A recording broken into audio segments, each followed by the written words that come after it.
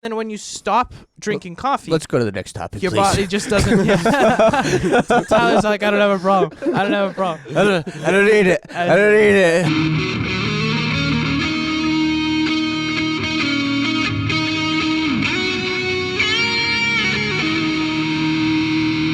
I think the worst part is you guys just like clammed up after that joke. Well, Listen, I didn't expect it to go that deep, and I also didn't know Benji had that good of a like impersonation. I don't think I do. I just think it was just in the moment. No, it was pretty good. I pictured you on the farm. Oh, that's good. I'm glad that that's a very easily picturable thing. Now, see, to all our audience, you would have you have no idea what we're talking about, but you would have an idea if you signed up on Patreon, helped us out, supported us. There you go. You get your bonus content in the mornings. Interestingly enough, Tyler has worked on a farm. I don't think that I could possibly. Well, technically, I also worked on a farm, but I didn't do any like real manual labor. It's also a Christmas tree farm. It's a Christmas tree farm. Yeah, it wasn't really. How do you pick a Christmas tree? I don't really know. That wasn't part of my job. but nonetheless, like I think farm life is so difficult. Like it looks difficult. Like, it is difficult. I mean, for the we have a friend that has a farm, and whenever, like most of the time, you know, he's just hanging around and stuff. But when he actually has work to do, it's like hard labor. Like you are moving like all day. You're waking up at like 5 in the morning. You're shoveling bricks all day, and then you go to sleep. I believe it. It's tough, and it's like I watch these YouTubers who do farming and stuff like that. And like all of their equipment's like crazy expensive too. Yeah. Like it's not like like this tractor right here is like $350,000. It's like okay, like Yeah. The barrier to entry is like super expensive. Yeah, I mean, and the more like any other industry, the better your toys, the better your tools, the easier the job, or the faster the job will get done. So there's that. I mean, are we looking to buy a farm, guys? Yeah, buy a farm, boys. Let's rock and roll. No, I already smoked that pony. You know what I'm saying? The farm. Picture it. Yeah. No. Wonderful. No, there's so many more things to buy before a farm. Yeah, guys, I got farming out of my system a long time ago. Okay. Fair enough. You did it for all three of us, so that's good. Yeah. Well, I think some of the worst part about farming is like the government regulation on it. And how they basically like tank the markets on purpose just to be able to regulate price. Yeah. Like farmers barely get by. Yeah. There's been so many. For some reason, I want to call them buyback programs, but it's not a buyback program. But basically, like especially in the milk industry and cheese and everything, the government's like, yeah, we'll buy all the cheese in the entire country, and then they like fix the price, so that makes like the actual price that like the farmers get just like tank. And if you're not in that selling, like if you're not selling at that very moment, you end up just cooked. Yeah, it is kind of messed up. Buy low, sell high on a industrial scale. The U.S. government on the U.S. government scale. Well, that's the worst part. That's why. I mean, personally, as my personal political beliefs, I believe that the government should have as less hands in the masa as possible. Yeah. So that you allow free enterprise so that people can flourish and actually make a living rather than bang their heads against a wall because I'm a third generation farmer and that's what I want to do, but I do it out of passion because I can't make any money. Yeah. Can you imagine working all that work? Like they do. Like all that work. And then all of a sudden like you think you're going to get a good payout and then like 3 weeks before harvest somebody just comes in and tanks the market. Yeah. Well, that's really what it is. It's just rigged just so that they can, like, they make it so the farmers can barely breathe and just, like, stay afloat. Yeah. And if you haven't been in the farming business for, like, generations, and even those who have been in for generations, like, they barely get by. Barely breathing.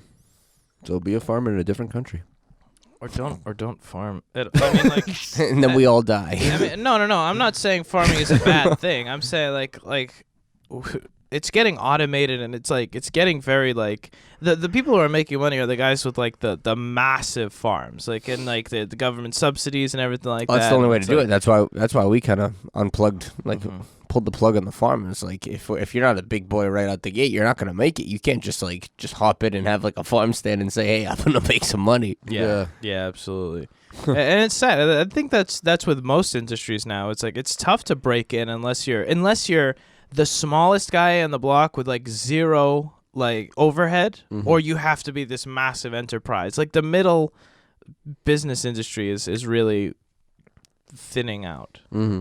Unfortunately, Very unfortunate. the mom and pop stuff is it's Yeah. getting really like it's either freelancers who are at their house who are zero like overhead, no storefronts doing stuff, and then the big boys like Amazon who undercut the market by selling random stuff for $40 less than their competitors do. Yeah, it's actually like kind of crazy what Amazon can do. I mean, obviously they're just third partying all this random stuff, but just put Amazon Basic label on it, and all of a sudden it's like a third of the price. It's true. It's interesting, but that's the economy, I guess. There we are. There it is. That's the Life podcast. I don't even know where that conversation Have came an from. awesome day. Yeah. That's Buy low, sell high. Don't bet the farm. I put it all on black. It didn't work out. Lost the farm, unfortunately. That's it. That's how it goes. So let's just jump into this. Tyler was like, "We'll fill it out," and then it's like that didn't end up happening. So the topic for today is your problems are not my problems.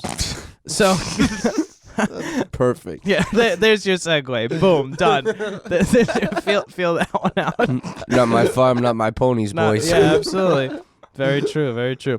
But the concept of we see a lot of times now that the idea of like people will come to you and be all like, I got myself into this situation, help me. And it's all like my problems, not your problem. Your problems, not my problems. Like and my problems, also not your problems. Do you mind if I share the story of when Yeah, I absolutely. first met you? Okay, yeah. Yeah. So we're hanging around. Me and Benji, we barely know each other at this point, other than like I know his name is Benji, he knows my name is Eric, and we're standing there, and there's a third person that is talking to Benji, kinda.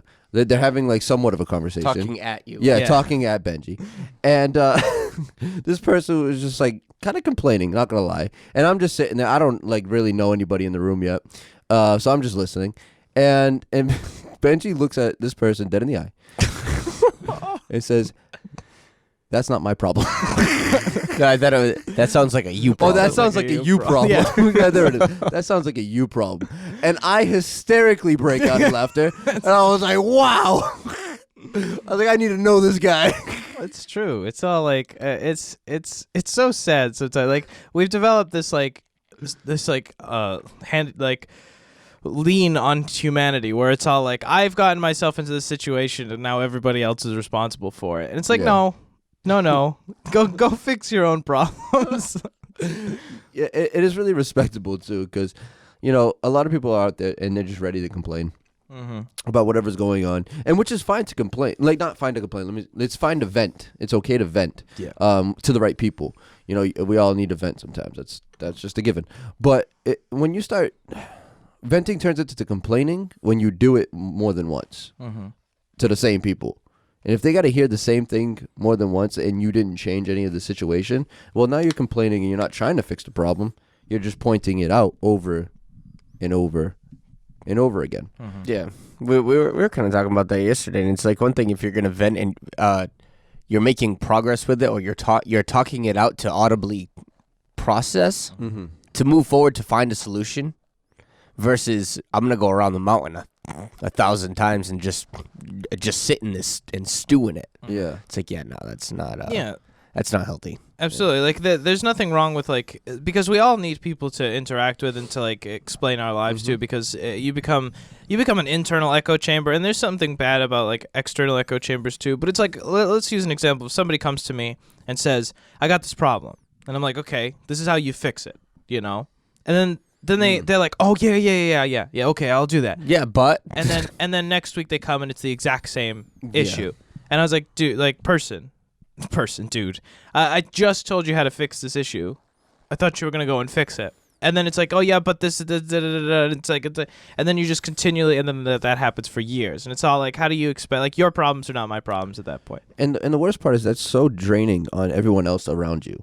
Whoever is trying to help you, it's draining on them. And sometimes it takes a little bit for people to become aware of that. So they feel it, but they don't know where it's coming from. They don't know why they feel like every time I hang out with this person, why do I feel like lower?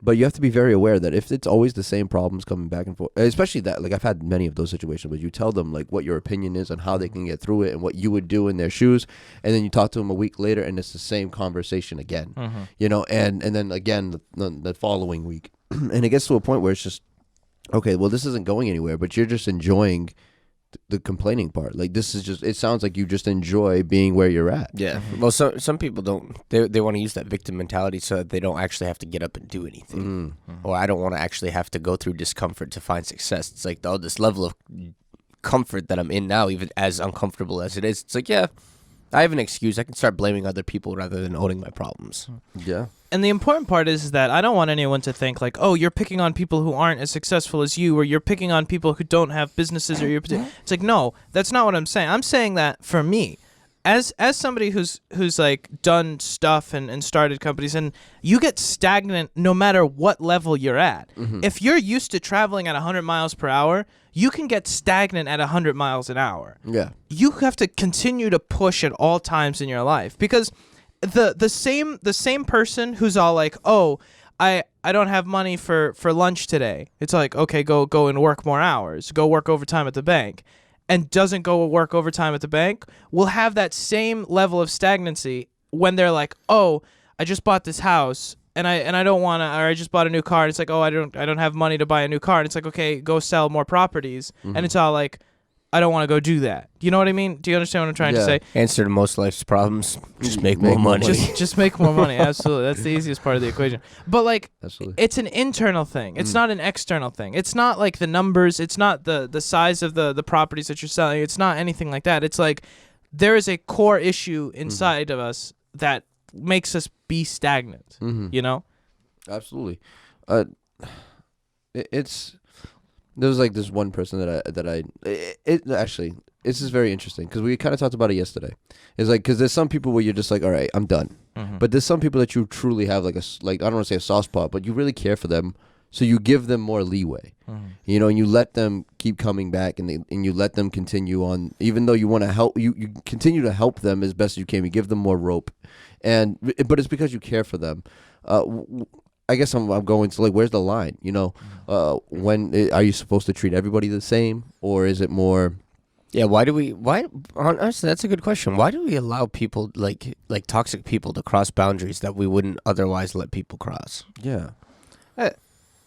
I'm not a psychiatrist. I love Seen a few. I'm gonna prefix. Yeah, there you go. Asterisk, not a psychiatrist. I just think that we like some people more than we like others. Like we talk about this idea of like kids in school. A teacher has a favorite. Parents also have. It's what it is. Like it's like, hey, listen, it's true. Don't tell your kids which one's the favorite. That's a horrible idea. But like, there is. You know, it is what it is. Straight up, my boss. I don't even care. I'd be like, no, I don't have any favorite. Dude. Yeah. That's the number one. The minute you start having to defend yourself, saying, they're not my favorite, but it's like, oh yeah, absolutely. Like, we all have favorite people. We all have people who we like, we care more for, whatever. And I think that we're willing to give more leeway to those types of people. It's unfortunate. And sometimes that's the exact opposite of what they need. And that's why we end up with like those like coddling situations, is which you have a 50-year-old child still living in your house. It's all like, why do you have this? Why is this man-child here? Why is this grown man? Yeah, it's not like, who is this man? Who is this man you're living with? Your son. Yeah. And it's all like that. Those are the situations that end up happening. But it's sad. It's unfortunate. But we do. And we do it to ourselves, too. It's not just external. It's internal, too. We give ourselves more rope than we probably should. Yeah. Yeah, absolutely. That's actually a really good point, because we do it to ourselves. And that person on the other side, the best thing you can do for them, I don't want to say is cut them off, but the best thing you could do for them is give them that tough love. Well, yeah, number one is call them out. Yeah. You make sure that everybody knows. I mean, that's the hardest thing, to be able to look somebody in the face and be like, yo, like, you are toxic. You need to stop. These habits, this is why now I'm acting like this. Define that boundary so that it can be crossed and say, okay, now I have real grounds to cut off. Just like a kid. You can't punish a kid if he didn't define the terms. Yeah. You can't do that. Yeah.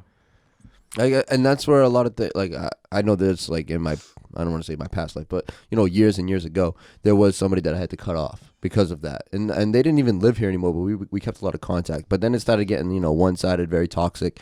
But my and I'm gonna admit this, and I ended up cutting that tie, but it wasn't like what you just said. I was just more of like, I'm just done. And I didn't really explain anything, and I think a lot of people do that. And that's not healthy. That's definitely like it leaves like it's not the way. It's not the way to stain on yourself. It's not the way to handle it. Yeah. Sometimes you have to do what you have to do. Sometimes when you get to a point where you're just like, it's already gone too far, and you've tried to explain it, and it just didn't go well, then you have to do what you have to do. But I'm just speaking from a place of honesty that I've had a moment where I cut off, and I probably should have explained it a little better too. I don't think you need to explain it. I don't think that there's really necessary. Like if you're at that point, if you need to cut people off, just cut them off. I don't see the problem. Like just block them. Done. Cooked. That's it. Like I don't see the issue. Like listen, you're net negative. Like go be toxic somewhere else. Well, like, you gotta listen, man. You can't. There's never an excuse to be rude either. You gotta at least define the terms. Well, absolutely. Like if you have like a line and it's like person crosses line, no questions asked, done. Like I don't see the problem. I don't think that. Yes, okay. Like if I like us, like if we had a relationship and I just never spoke to you again, and you were like, okay, Benji just peaced out, like that's dumb. Yeah, okay. But like if you like you did something, cut off, done. Like I don't see the problem with that. Hey, listen. As long as the contract's defined, as long as the terms are defined, I mean, that's a tough pill to swallow. But we'll dissect that when we come back. Stay tuned.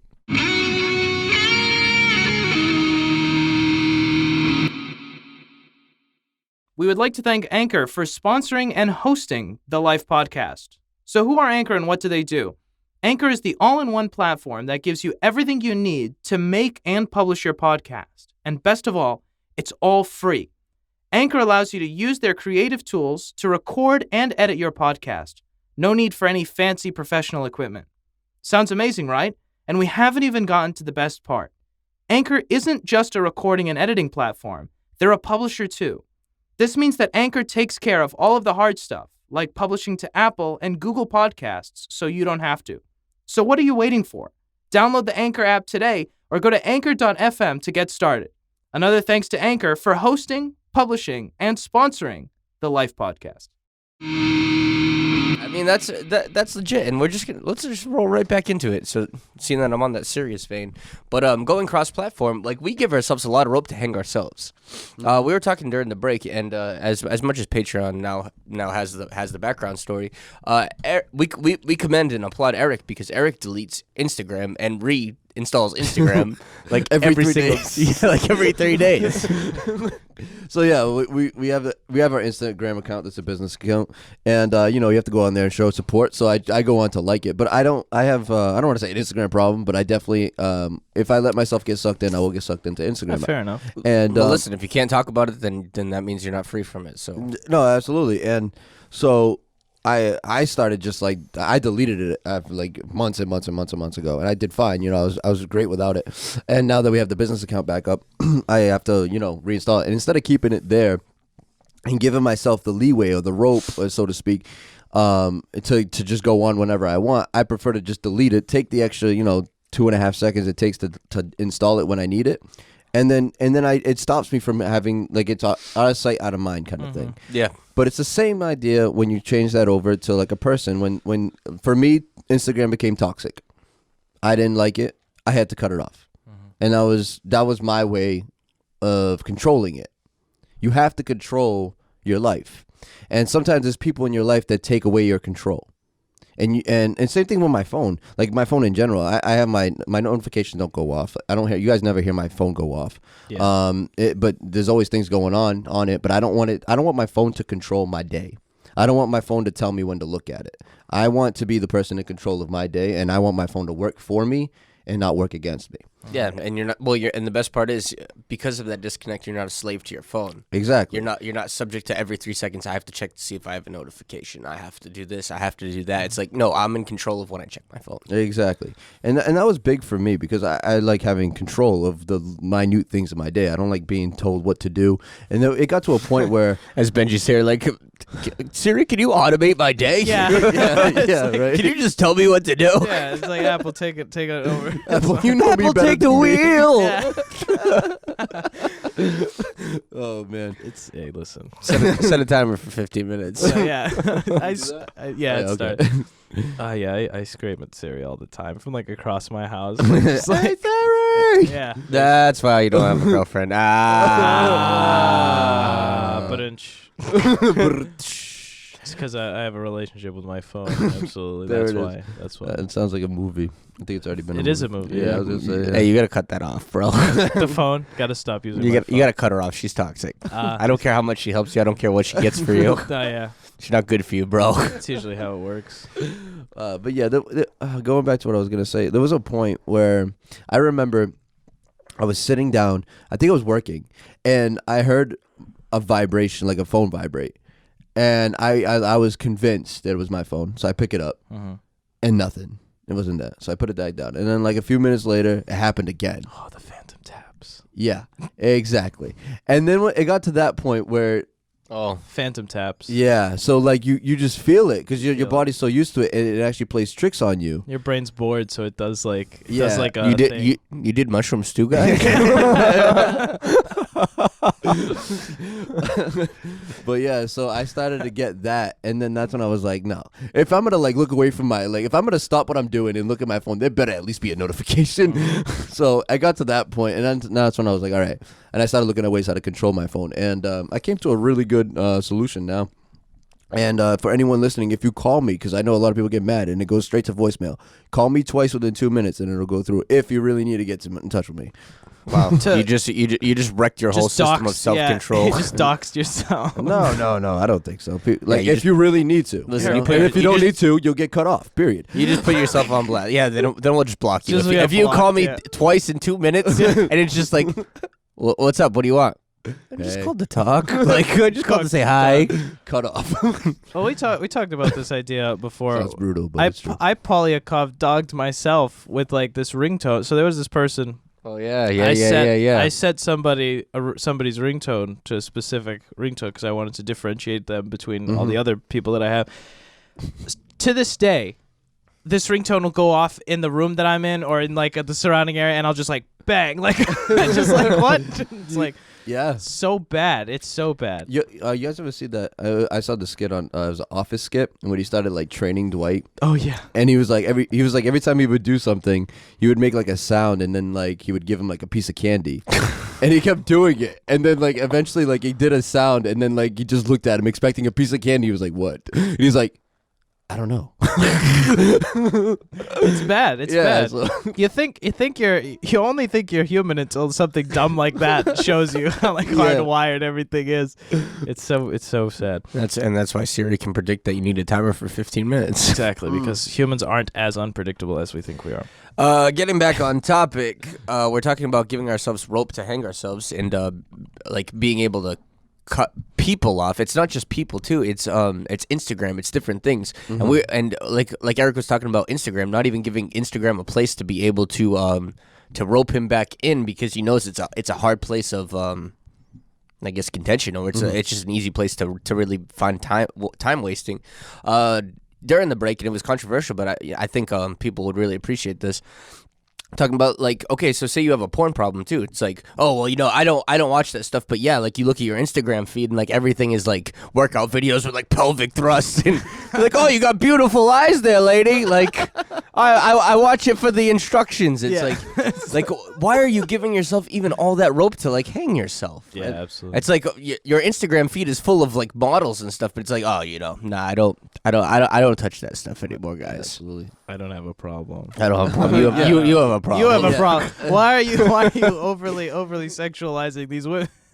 Yeah. So like, But that's true. Like any addiction, you cut off the source of like the main source of problem. So like for porn, like you stop watching porn, but like all of a sudden, all the little things that you start watching, all of a sudden you're just watching late night TV and saying, oh, it's not porn, but Yeah. you see breasts every like 3 minutes, but you're still feeding that. You're still feeding your addiction. That's what it is. It's like, oh, I'm not gonna watch porn anymore, but let's watch a bunch of R-rated like Yeah. some risque movies. And it just to kind of like, and you get that same like feeling. But the same thing with like gambling addictions. You stopped going to casino, but you're still buying scratch tickets. Or you're even sitting on your phone playing like I don't know, virtuous slots or whatever, or like just something that's like a casino game packaged as like happy fun kids bubble time. It's like you're getting your dopamine right there. Yep. And the issue isn't the cost associated with it. It's also like you're not fixing the problem. Like this is a core issue, and the core issue manifests in multiple different things. You have to think of it like a root system,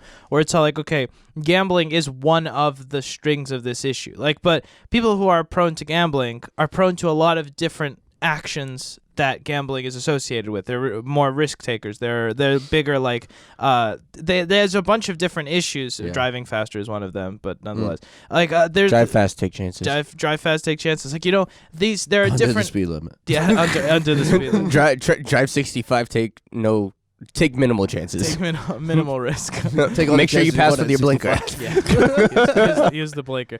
No, but in Blinker. genuinely, I was thinking the same thing.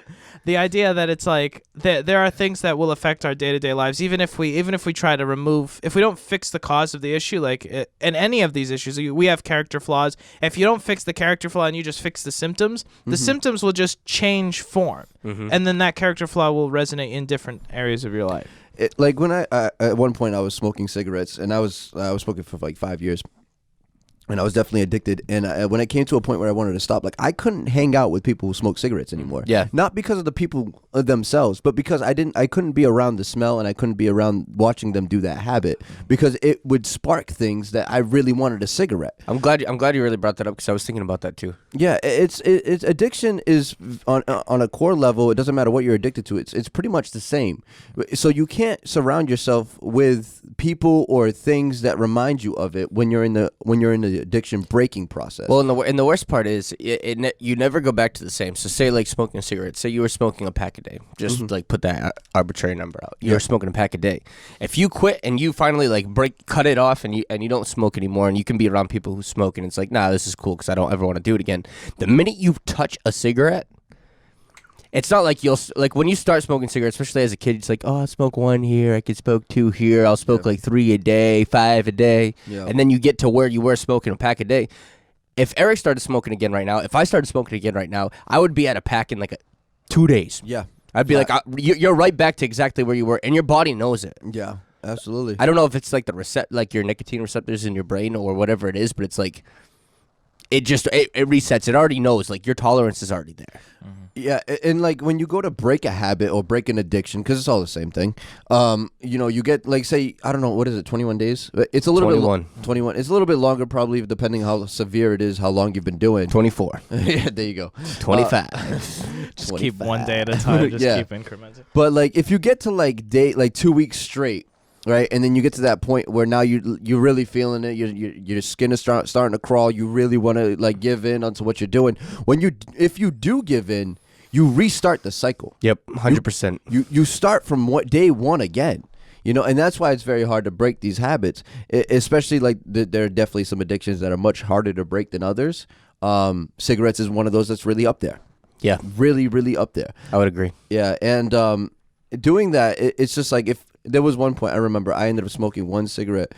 It was like 3 weeks after I had quit, and it's because I had gone back to my job at that point and that I didn't like. And like literally the one day I get back, I just so stressed out that I just needed a cigarette, and then I smoked it, and it was like the worst thing I could have ever done, because it like reset myself. Yeah, now your skin's crawling again. You're like, oh, I just got through it. Oh God, I need a cigarette. Yeah. Oh, yeah. There you go. That was actually pretty accurate. What was going on in my head? Yeah, yeah, and but it's one of those things that it's the same for every other addiction, whether it's a porn addiction or whether it's a gambling addiction or whether it's a video game addiction. It doesn't matter.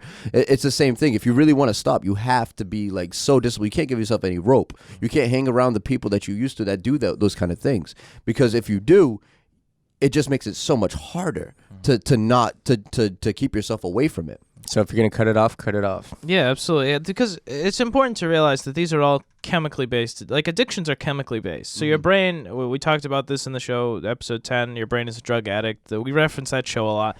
But the idea is that your brain is hardwired with chemical bases. So it's like this is the action that you're doing is releasing a chemical into your body, and your brain likes that chemical, and all your brain is trying to do is to make that chemical happen again and again and again. So when you take away the thing that's sourcing that addiction, it's like coffee. Like we can go even as simple as I am not addicted to coffee. Yeah, exactly.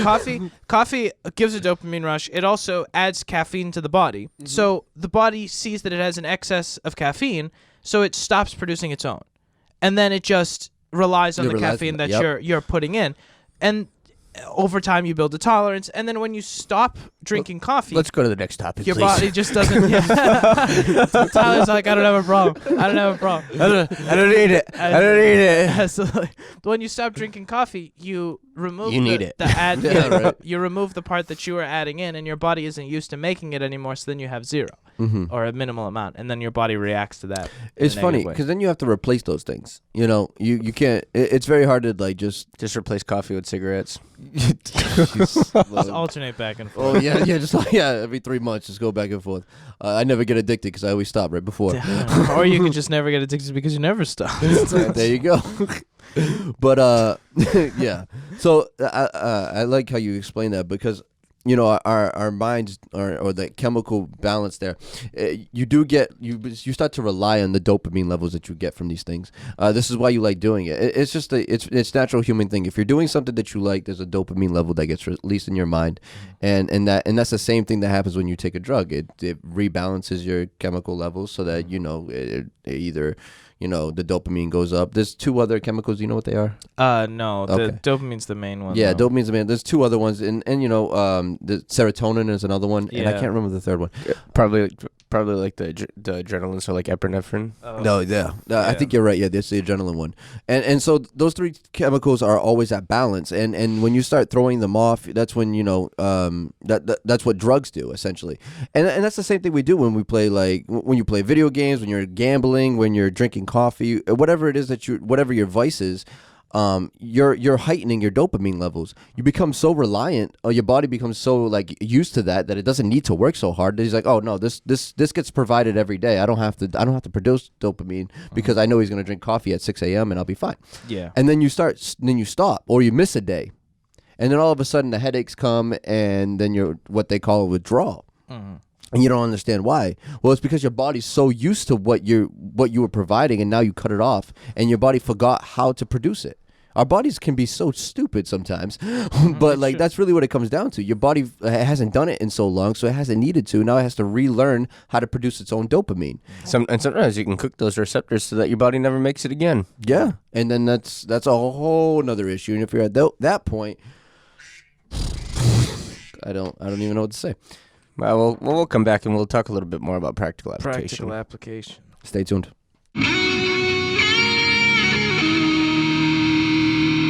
We back? Oh, we on, boys. We always back. We're back in the date. Practical application jingle. No, what was that? Was that Mike Jones? What? Practical application Mike Jones? Yeah, Mike Jones. What was that? What was that first song that he had there with the who? 212-330-800. Yeah, but what was that chorus or whatever? It's like back in the day, something. Oh, yeah. Yeah, I'd have to. I probably have the CD somewhere. Yeah. Ooh, I said CD. No, people don't even know what that is. What do you mean you don't have the cassette? Gotta get an 8-track. Yeah, an 8-track on that one. 4-track, dude. Floppy disk. Yes. Bro, the bigger it is, nothing should be described as floppy. The real one, the bigger one, like the older ones would. You could physically flop them. Yeah, the small ones aren't. Yeah, there was 5.3 or whatever it was, and then there was the 3.4, 3.2 or whatever. Yeah. So the one that I'm thinking of was even smaller than the original. Yep. Oh, nice. Yeah, the floppy disk that most people think of is the compact version. That's the high end version of the floppy disk. Oh wow. Yeah, oh, actually, I remember growing up we had health class and. Oh, this is gonna go good. Yes, we learned a lot in health class. they would play videos from like DVD players, but DVDs were the size of like vinyl albums. Okay. Yeah, it was a DVD. It was a DVD, but it was like a like a product guy, record, like big. It's like a plate. Interesting. They were big, yeah, and it came on like this old like tube TV on like a cart with like, yeah. Wow. I wish I could take the snapshot out of my brain and like show you guys. It's probably a format that got like tanked by DVD. Like, Yeah, absolutely. Like No, I think it was DVD. It was just like, it was just a big. oh yeah, and then they could shrink them down to like CD size afterwards. Y'all remember when they when buying a TV with an attached DVD player on it or a was VCR player baller, on it? Yeah, boy. that was like up there. Like that was. And when you got the VCR DVD combo guy. Guy. Oh. You can watch all the movies. And then Netflix was all like, movies? you, You want movies? you want movies? we got movies. We'll mail them to your house. And then everybody was like, mail? And then Netflix was like, watch this. Stream it. Oh, do you remember that was a big thing though? Like not Redbox or whatever, but what was the one before it that people would? Blockbuster? Yeah, it would be like Blockbuster, Blockbuster Online and everything, and like yeah, Blockbuster. Blew where they it. would actually like mail you DVDs. Oh, Netflix did it. Netflix mailed DVDs. Yeah. Yeah, they Netflix did. still does mail DVDs. Do they? I didn't Yeah. know they still did it. Yeah. Mail order DVD. Mail order DVDs. Yeah, I remember those Netflix commercials. They were like, Netflix, mail to your house. It's Yeah. like, Cut it when it off. was like a subscription. And it was Yeah. all like, da-da-da. Yeah, Blockbuster blew it, man. They had the market. They had it. They had the chance to buy Netflix twice. Oh God, they all they had to do, and then like after the fact, they were like, oh, I guess we're gonna try making these Blockbuster machines to compete with Redbox. And then Redbox just said, what? We got this guy. And then they did it. Yeah, Redbox pretty much built the machines for them. Yeah, you can't compete with the guy who builds the machines who also retails them. Like, his cost is just going to be lower, just by definition. Yeah, It's dumb. Yeah, Blockbuster blew it. They had it. Dude, look, Oh. Oh, okay. thing was Oh, big. look at that. What they is were that? they were huge. Well, that's legit. Wow. It's like a vinyl for all of you those listening. It's like a vinyl record, but it's a DVD. Yeah. It played videos, and they played very corny, cheesy health videos. Oh, that's cool. I've never seen that format. Yeah, me neither. Yeah. That was just one of those short. They're called capacitance electronic disc. CED? Yeah, CEDs. Interesting. CEDs. CED. Interesting. Fair enough. So then- if you can look it up if you wanna see the thing. There you go. Yeah, anyways. So, practical life application of cutting people or things off. Just do it. You gotta. I was about to say the do same it. thing. You gotta. Just cut them off. You gotta cut. Sometimes it's cutting people off. Sometimes it's like the idea of not enabling people. We were talking about during the break, not enabling people to go and do things that negatively impact themselves. Because at the end of the day, we want the best for ourselves and everybody around us. You know, in an ideal world, everybody would be reaching their maximum potential, but they don't. And sometimes we enable people to be lazy, and sometimes we enable people to not reach their potential. Or like we were saying, like, okay, so say you have somebody who's toxic and very, very draining as a person. Like, there is a personal benefit to actually cutting them off after you define the certain boundaries or the terms. But if you nip it in the bud right away. It's not butt, it's bud. Nip it in the bud right away. You're showing them that there's a consequence for their actions, because if they can come and do it to you, that enables them to go and do it to everybody else too, and they become toxic and bleed all over everybody around them. It's like, oh, okay, like, oh, somebody that I really like, or somebody who's like, you know, like my really good friend lets me do this, so that anybody I want to try to be friends with, I'll just do it to them too, because my good friend lets me do it. It's like, nah, it shouldn't be that way. I would like to interject here. As much as I am an advocate for cutting people off, this may be just a personal interior thing. I feel that there are certain people that you have to work with. Oh, absolutely. That it's not, and sometimes you give them more rope than you probably should, but you see that they're making progress, even if it's slow progress. You see that there is some progress, and there's like, you can't go and say like, see somebody who's struggling and they're trying to help themselves out and be like, oh, I'm gonna cut you off. Right, not my ponies, guys. Yeah, that's not fair. That's not being human. You know. But there's a level. And we know the level. Like internally, I think we know a lot more things than we think we do. Yeah, we lie to ourselves, and I mean it goes in the other extreme where we'll be like, oh, I see the good in some and so I see so much good, but you let them just walk talk all over you for years and years and years. There's a situation right now that I'm going through that it involves a person, and I kind of had to let them like simmer. Like no progress was being made with a specific person in a certain portion of their life, so it kind of became like a soup thing where it's all like, you need to figure this out by yourself. So like go over there and figure it out, and then when you're all set, we'll continue from where we were, like just interacting. And it's like, sometimes that has to happen with people because we have to fix things internally by ourselves before we can go and expect other people to meet us where we are. Absolutely. You know? I don't know if that resonates with No, anybody. you can't. No, You can't listen, sometimes you have to stop in for a pit stop on the track to be able to try to catch up to the guy in second place. It's what it is. If you got a blown out tire and you're trying to shoot first, you can't pull over, fix it, and come back. Yeah, absolutely. And that's the thing. It sounds like you're being a bad friend or whatever. It's actually that's probably the best possible thing you could do for somebody, because there are things that you just can't do. Like you can't guide everyone through what situation that sometimes they have to get through it by themselves. Well, let's use an extreme example. There's there are places, and you see it a lot with like mothers and fathers of people who are drug addicts. It's like, oh well, I give my kid money so he doesn't go and steal for his drugs. Yeah. It's like, you pick the lesser of two evils. Yeah. Like, how is somebody supposed to learn if they don't have consequence for their actions? Yeah. And that person's then actually just manipulating you so that they don't have to go out and steal. But the minute you cut them off, they're going to go out and steal anyway. Yeah. Absolutely. It's just, if they're going to do it anyways, just let them do it. They have to learn from their actions, because that's the only way they're going to learn. They went to jail, though. Yeah, well, you know. Yeah, that wasn't you. Yeah. And sometimes it's a social interaction thing where people are so used to everybody just dealing with them until they explode, or until the second party explodes, like that they don't know what it's like to just have somebody say like, and that's what happened in this case, where it was all like everybody just either interacts with you or doesn't interact with you or whatever, and it's like, listen, I want to interact with you as a person, but you have a character flaw that needs to be fixed, so either fix it and we can continue interacting, or don't fix it and then just let it go. Like it's a personal thing that you have to. I applaud it, and especially if you put it out there right away, like just be real about it. Just be honest. Be like, yo, this is a problem. Yeah. I mean, why enable somebody? Or like we tiptoe around. We don't tell people what the deal is. I mean, it's kind of it can be jerky. Be like, oh, you have all these problems. Yeah. But if it's a real like toxic problem, to be able to hear the truth is, I mean, that's what sets you free. And Yeah. it's important to realize that we all have these issues. Yeah. We talked about something, and I said something that I learned a long time ago, that it's like, if you can point out a flaw in something in somebody else's argument, you automatically have to assume that somebody can point a flaw in yours. Yep. It's like, no matter how solid your belief system is or whatever you're talking about, if I say Eric's wrong, I also have to assume that I can also be wrong. Yep. And that's the most important thing, that it's like, we have to realize that sometimes we get so stuck in pointing out the issues in everybody else that we forget to point out issues in ourselves. Yeah. The idea that if everybody's a target, that maybe you're an arrow. And that was one of the bigger lessons in my life, where it was all like, take a step back, ask yourself, what am I doing wrong? What in some situations you're right. In some situations, me personally, I would be the correct one. In some situations, everybody else is perfectly fine and I'm the problem.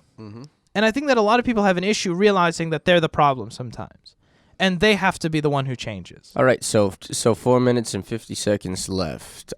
If you could sum this all up in one little package, or if you could give somebody advice, whether they're the toxic one or they're not the toxic one, but they have toxic people in their life, what would you tell them, Eric? If there's someone in your life that's toxic, get in front of it as soon as possible.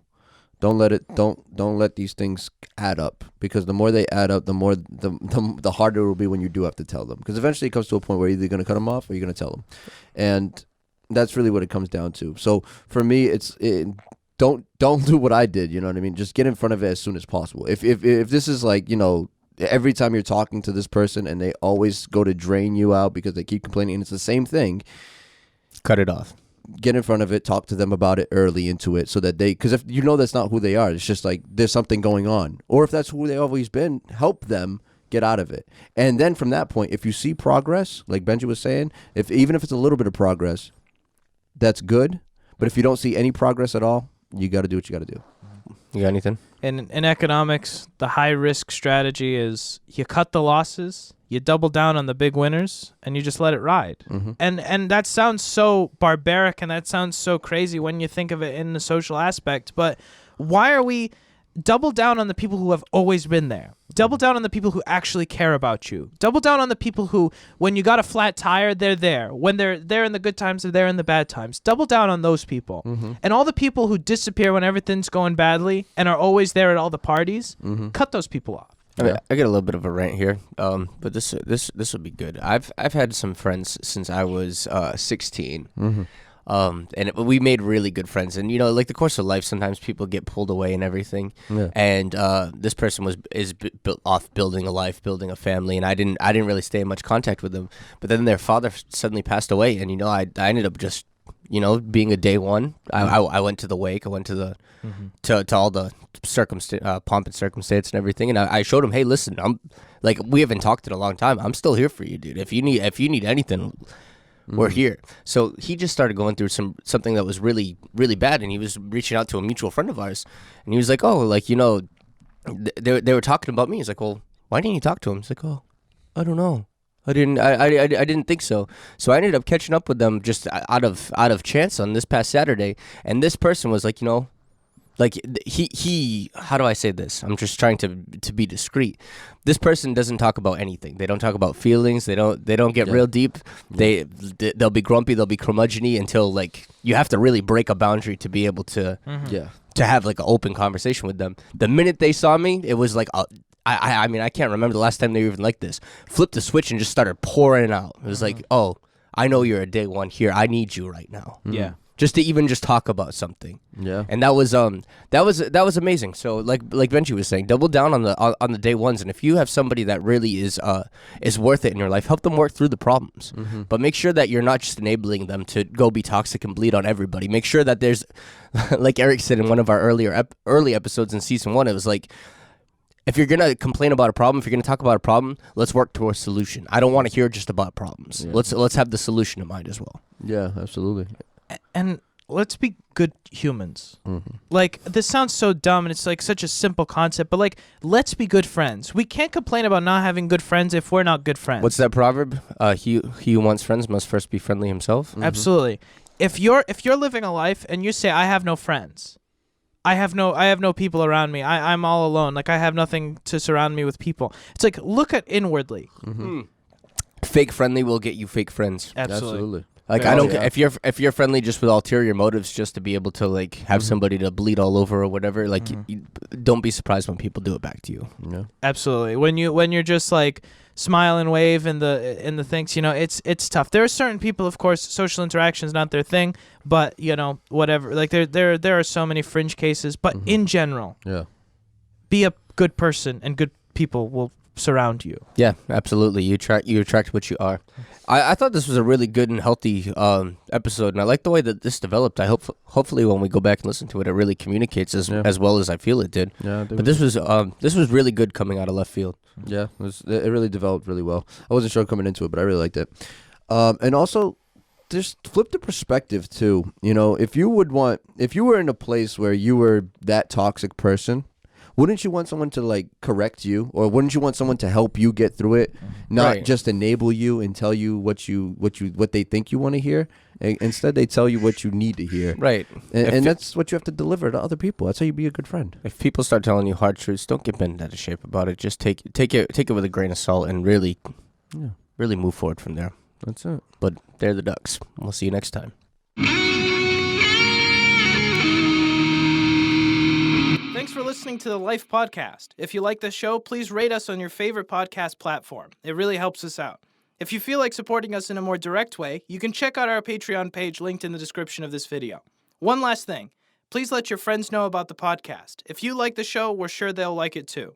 If you'd like to reach out to us, send us an email at thelifepodcastshow@gmail.com. We appreciate all of your support, and we'll see you next time. Okay, now let's have a little bit more fun with that, Benji. I don't like to have fun, Eric.